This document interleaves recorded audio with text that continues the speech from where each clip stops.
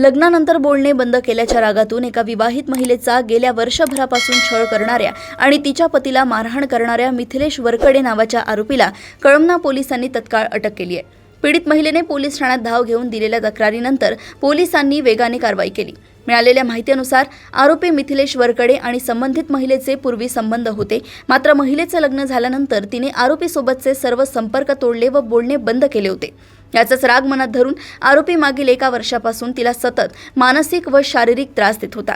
छळाची ही परिसीमा 8 जुलै रोजी गाठली गेली, जेव्हा आरोपी थेट महिलेच्या घरात घुसला। त्याने तिथे महिलेच्या पतीसमोरच तिला अश्लील शिवीगाळ केली आणि विरोध केला असता तिच्या पतीला बेदम मारहाणही केली। या धक्कादायक प्रकारानंतर पीडित महिला तक्रार देण्यासाठी कळमना पोलीस ठाण्यात पोहोचली।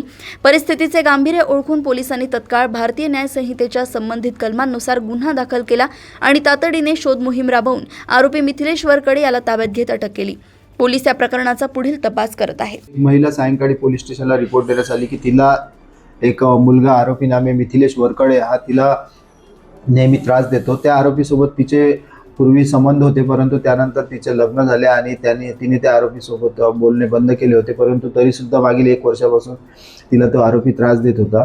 दिनांक 8/7/26 रोजी तो आरोपी तिच्या घरी गेला आणि तिच्या पतीसमोर तिला शिवीगाळ केली आणि तिच्या पतीला सुद्धा त्याने मारहाण केली। त्यावरून ती पोलीस स्टेशनला रिपोर्ट द्यायला आल्यानंतर आम्ही लगेच आरोपी विरुद्ध गुन्हा दाखल करून आरोपीस ताब्यात घेऊन आरोपीस अटक केलेली आहे। आरोपी सध्या जेलमध्ये आहे।